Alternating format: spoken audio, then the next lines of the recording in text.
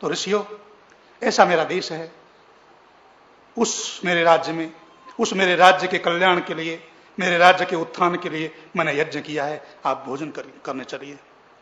और प्रसंग कहता है ऋषियों ने बड़ी श्रद्धा से, बड़े प्यार से भोजन ग्रहण किया, दक्षिणा ली और राजा को आशीर्वाद दिया। ऐसा मेरा देश था। ऐसे इस देश में आप पैदा हुए हैं। मेरे देश में वैदिक शिक्षा थी। जन जन वेद का भक्त ही नहीं, वेद का पाठक था। उस वेद शिक्षा का परिणाम यह भारत था। इस देश में शक आए, खून आए, तैमूरलंग और चंगेज खां की तलवार इस देश की संस्कृति का नाश नहीं कर सकी। औरंगजेब के अन्याय और अत्याचार भी इस देश की संस्कृति को ध्वस्त नहीं कर सके। और अंग्रेज भी 200 वर्ष तक राज करके चले गए, इस देश की संस्कृति तब भी बनी रही। उसका कारण क्या था? उसका कारण था इस देश की संस्कृति की जड़ों में वेद था। और उस जड़ों को काटने के लिए अंग्रेजी काल में षड्यंत्र हुए। ऐसा षड्यंत्र रचाया गया कि यह देश हमारा अधिक समय तक गुलाम नहीं रहेगा यदि इस देश की जड़ों को काटा न जाएगा। देश की जड़ों को काटने के प्रयत्न हुए।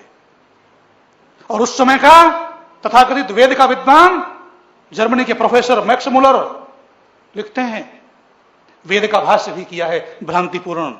आज मेरे तथाकथित बुद्धिजीवी लोग कहीं कहीं वेद की पंक्तियां पढ़ लेते हैं, वेद के अर्थों की, तो मैक्स मुलर द्वारा किए गए भाष्यों की पंक्तियों को पढ़ करके अपने मस्तिष्क में भ्रांत धारणा बना लेते हैं।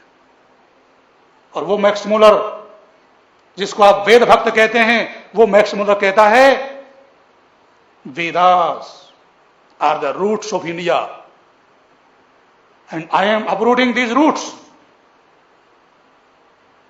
वेद भारत की जड़ हैं और मैं इन जड़ों को काटने का प्रयत्न कर रहा हूं। मेरा उद्देश्य भारत की जड़ों को काटना है। हम अब भी उस षड्यंत्र को समझे नहीं हैं। वैदिक शिक्षा के कारण से देश क्या था वो मैंने बताया। आज वैदिक शिक्षा का अभाव हो गया है तो क्या हो रहा है हमारे सामने वो आप देख रहे हैं, मुझे बताने की आवश्यकता नहीं है। वेद का मतलब है ज्ञान। सृष्टि के आदिकाल में 4 पवित्र अंतःकरण वाले ऋषियों के हृदय में परमपिता परमात्मा ने वेद का ज्ञान दिया। आप सभी मेरे साथ एक मंत्र का बड़ी श्रद्धा से उच्चारण करेंगे। यथे माम वाचम कल्याणी मा वदानी जनेभ्य ब्रह्मराजन्याभ्याम शूद्राय चार्याय च स्वाय चारणाय। ये मंत्र परमपिता परमात्मा इस मंत्र में कहते हैं, ये वेदवाणी मैंने वेद की अंतः साक्षी से बता रहा हूं। क्या है वेद, किन के लिए है वेद? वेद की अंतः साक्षी का यह मंत्र है। ये कल्याणी वाणी मैंने संसार के सब लोगों के लिए ऋषियों के अंतःकरण में दी है। किन किन के लिए? सब मनुष्यों के लिए। भारत के लोगों के लिए नहीं, मध्य भारत के लोगों के लिए नहीं, इंदौर के लोगों के लिए नहीं, दुनिया के सब मनुष्यों के लिए इस वेद की कल्याणी वाणी का मैंने उपदेश किया है।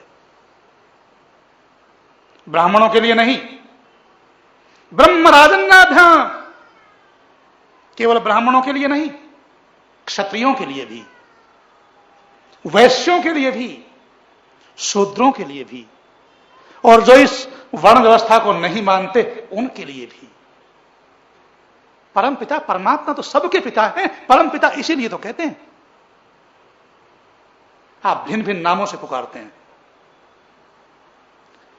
कोई गॉड कहता है, कोई खुदा कहता है, कोई अल्लाह कहता है, कोई राम कहता है, कोई कृष्ण कहता है, कोई रहीम कहता है, कोई शिव कहता है, कोई ब्रह्मा कहता है, कोई विष्णु कहता है, कोई महेश कहता है, कोई रुद्र कहता है, कोई दयालु कहता है, कोई दाता कहता है। सब अपनी अपनी मति के अनुसार, अपनी अपनी इच्छा के अनुसार अपने परम पिता परमात्मा के नामों का उच्चारण करते हैं।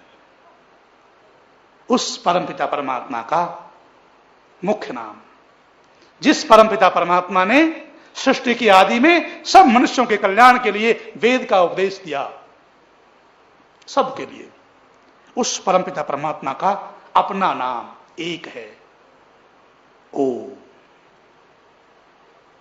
उस परमपिता परमात्मा का अपना और मुख्य नाम ओम है।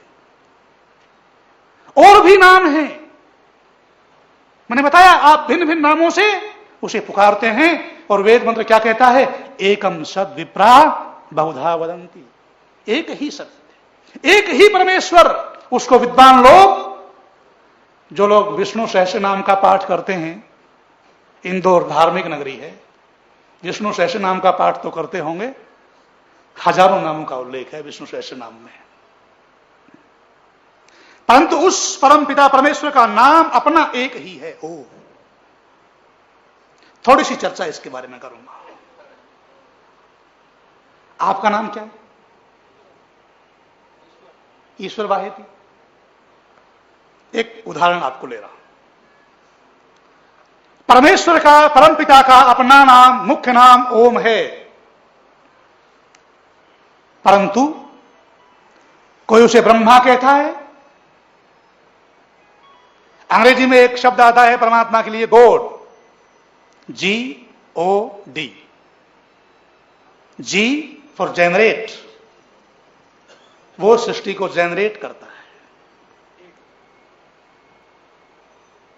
जी, गॉड का जी अक्षर ये बताता है कि परमात्मा सृष्टि को उत्पन्न करता है, जिसे वैदिक भाषा में ब्रह्मा कहते हैं।